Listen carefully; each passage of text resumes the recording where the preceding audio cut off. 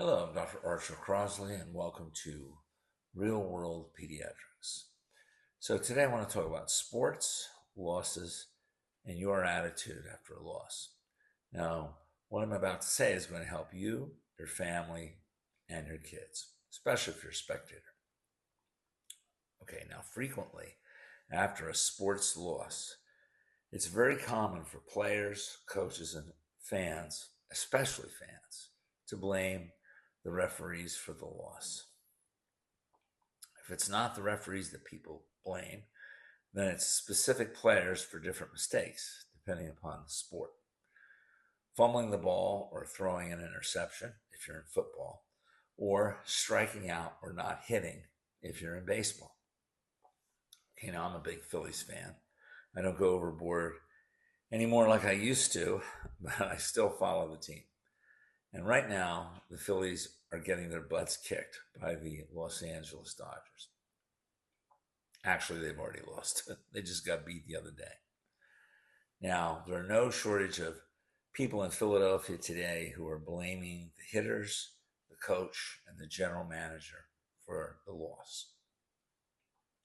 In retrospect, though, the Phillies had a good season. They finished first in their division, and they had 95 victories. But unfortunately, they struggled in the offseason as they have for the past 2 to 3 years. And thus, people are casting blame. Okay, let me tell you the truest thing that you're going to hear today. I want you to mark this down. It is the team's responsibility to overcome all obstacles, internal and external, that are presented to it in its quest to score more points than the opposition and thus win the game. Okay, let me repeat that. It is the team's responsibility to overcome all obstacles, internal and external, that are presented to it in its quest to score more points than the opposition and thus win the game. Therefore, if the team loses, it is always the team's fault. Teams win, teams lose.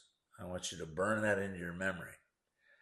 Internal obstacles would be things such as talent, scheme, execution, and coaching. External obstacles would be factors such as weather, referees, fans, structural components of the playing field, and so forth. It does no good to complain and moan about the referees or the weather or any other external factor, because ultimately it is the team's responsibility to overcome these obstacles. And if the team does not overcome these obstacles, then the fault rests with the team. The team is obligated to always score more points to account for these external factors that work against it. Now, once you accept that fact, you will cease to be a whiner and complainer about things that your team supposedly cannot control. And that's because you can control these factors by taking into account that there are going to be calls that go against you. Okay, now here's another key point. Sports is a reflection of life. The same principle that I discussed here applies to your life. It does no good for you to complain about how certain judgments have worked against you in your life. Accept responsibility for overcoming all obstacles, internal and external, that are preventing you from being successful in life.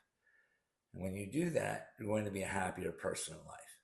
You won't be walking around grousing about how life cheated you. And this is going to make you stronger, your family stronger, and most importantly, your kids stronger, because your kids are going to learn their values off you. Okay, now here's the final point, and I'll read it for you.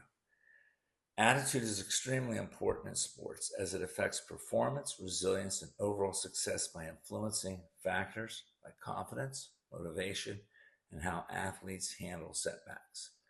A positive attitude can lead to better performance, enhanced problem solving, and greater resilience in the face of injuries or losses, while a negative attitude can increase anxiety and hinder progress.